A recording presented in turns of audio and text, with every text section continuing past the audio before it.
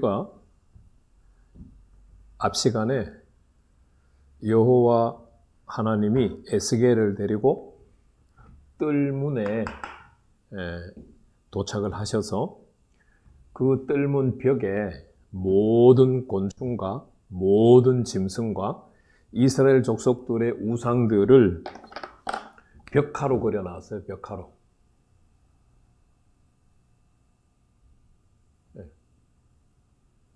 벽화로 그려놓은 것을 70명의 장로들과 사반의 아들 야아샤냐가 향년을 들고 향로를 들고 향년을 피우면서 우상을 숭배하고 있었어요. 그들이 우상을 숭배하는 이유를 하나님이 밝히셨어요. 여호와께서 우리를 안 보시기 때문에, 여호와께서 이 땅을 버리셨기 때문에 그들이 벽에 그려놓은 벽화로 만든 우상을 숭배한다고 하나님이 에스겔에게 알려주셨어요. 그리고 나서 하나님께서 에스겔을 데리고 그 다음에 어디에 도착하느냐 하면 바로 뜰문 안으로 들어온 북문에 도착을 하세요. 북문. 이 북문으로 나가게 되면 왕궁이 있는 곳으로 가게 돼요. 솔로몬 성전 시대 때는 이 북문에서 제사 지낼 제물을 잡았어요. 그리고 이스라엘 자손들의 죄로 인해서 하나님이 심판을 선포하셨잖아요. 그 심판하실 나라를 바벨론을 선택했죠. 바벨론이 남유다를 침공하려면은 첫 번째 맞이하는 문이 바로 북문이기도 해요. 북향향문으로 해서 뜰문으로 해서 들어오면은 북문이 되겠죠. 하나님께서 에스겔을 이 북문에 데리고 가셨어요. 그런데 그 북문에 보니까 여인들이 앉아서 신을 섬기고 있는 거예요. 그런데 그 신의 이름이 담무스라고 하는 신이에요.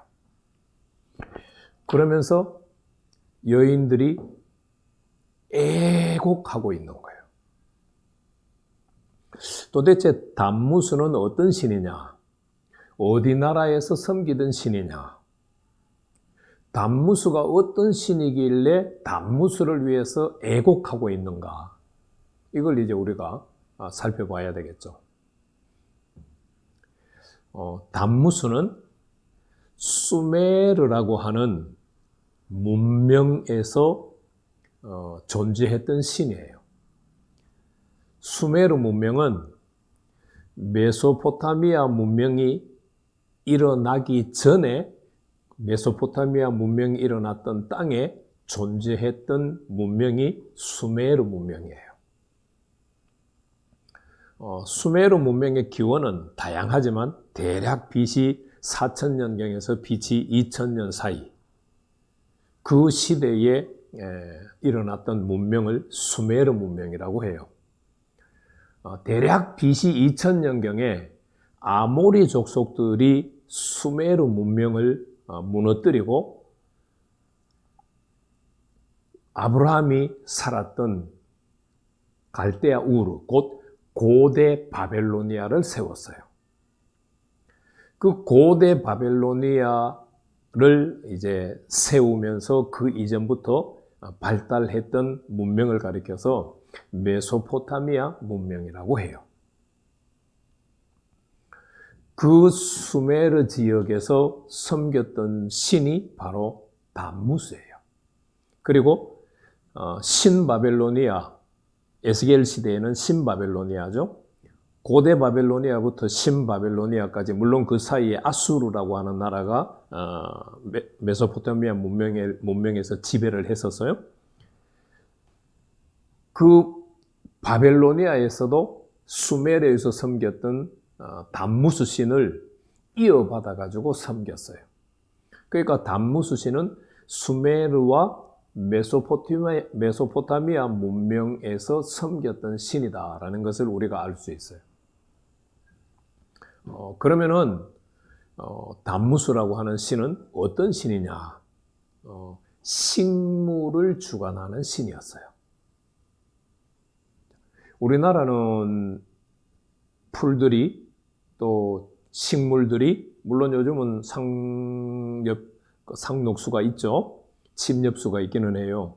그러나 풀들이 싹이 나고 그 다음에 꽃이 피고 뭐 또 때로는 열매를 맺고 했다가도 그 풀들이 다 말라서 죽는 것처럼 보일 때가 있죠. 우리 한국에서는 어떤 계절이에요? 늦 가을부터 겨울에 풀들이 다 죽죠. 언제 다시 태어나나요? 이듬해 봄이 되면 다시 싹이 돋아오기 시작하죠. 고대 사회에서 사람들이 그 장면을 바라봤을 때는 굉장히 신기한 거죠. 다 죽었던 풀이 어떻게 해서 다시 살아나지? 이거는 신의 역사가 아니면은 불가능하다고 생각했어요. 그래서 담무스라고 하는 신이 바로 식물을 주관하는 신이라고 생각을 했어요. 식물이 다 말라서 죽은 것처럼 보일 때 담무스도 지하세계로 내려간다고 생각을 했어요. 그리고 식물이 다시 싹이 나고 자라기 시작할 때, 자라기 시작할 때 담무스도 다시 살아난다고 생각했어요. 식물이 1년에 한 번 죽고 한 번 다시 살아나듯이 담무스도 매년 지하세계로 갔다가 다시 살아나는, 부활하는 그런 존재로 여겼어요. 그래서 오늘 본문에 뜰 입구에서 여인들이 애곡을 하고 있었는데 왜 애곡을 하고 있었느냐? 바로 식물들이 다 말라서 죽은 것처럼 보일 때에 담무스가 지하세계로 내려갔다고 생각했기 때문에 여인들이 애곡을 한 거예요. 하나님께서 이제 이 장면을 다 지켜보셨고 에스겔에게 보여줬어요. 가정의 여인들이라고 하는 것은 굉장히 귀중한 존재들이잖아요. 어떻게 보면은 가정의 종교의 성향을 결정하는 사람들이 고대로부터 지금까지 거의 대부분 여자들이에요. 자, 질투의 우상도 마찬가지예요. 그 다음에 봤던 이스라엘 장로들 70명과 야샤냐가 섬겼던 모든 곤충과 모든 짐승과 이스라엘 족속의 각종 우상들을 벽화로 그려놓고 우상 숭배했던 것, 그리고 지금 여인들이 숭배했던 담무스, 모든 우상 숭배의 대상들이 마찬가지지만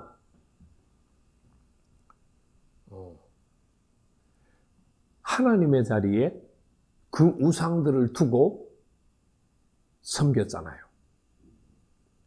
특별히 담무스라고 하는 신을 섬긴 거는 죽었다가 살아났다, 죽었다가 살아났다, 죽었다가 살아났다, 생명을 주관하는 존재로 생각을 했잖아요. 진정한 식물을 주관하시는 분이 누구예요? 하나님이시죠. 생명을 주관하시는 분이 누구세요? 하나님이시죠. 그런데 지금 이 여인들이 하나님께서 식물의 생물을 주관한다고 생각하지 않고 담무스가 식물들의 생명을 주관한다고 생각하고 있는 거예요. 그러니까 하나님의 자리에 담무스를 두고 우상을 숭배하고 있는 거예요. 이 세 번째 우상 숭배를 오늘 이 시대를 살아가는 그리스도인들에게 적용해 보면 어떤 모습일까요? 예수를 믿고 교회를 다닌다 라고 하는 말은 예수 그리스도의 이름으로 하나님을 예배하고 하나님을 경배한다 라는 뜻이에요. 그런데 하나님을 경배한다고 하면 그 생각과 그 마음과 그 마음의 자소에 하나님이 절대자로 존재해 계셔야 돼요. 그런데 솔직히 말해서 우리 어떻습니까? 하나님이 우리의 생각과 마음의 자소에 절대자로 존재하고 계시나요? 우리의 생각과 우리의 마음이 내가 관심 있는 곳에 다 빼앗겨버리고 있지는 않나요? 아마도 대부분 그렇겠죠.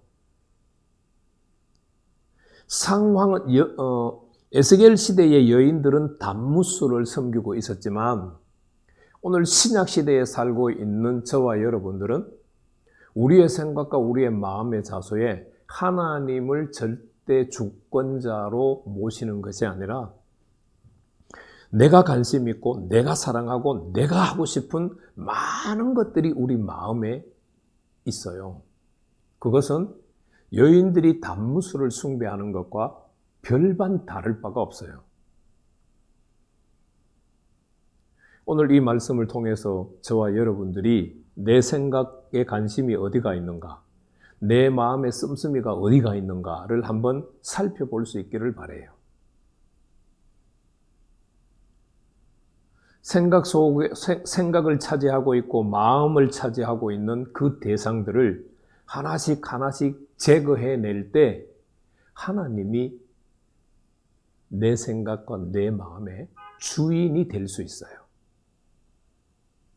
하나님을 나의 주인으로 모시고 하나님을 진정으로 경배하는 자가 되기를 축복합니다.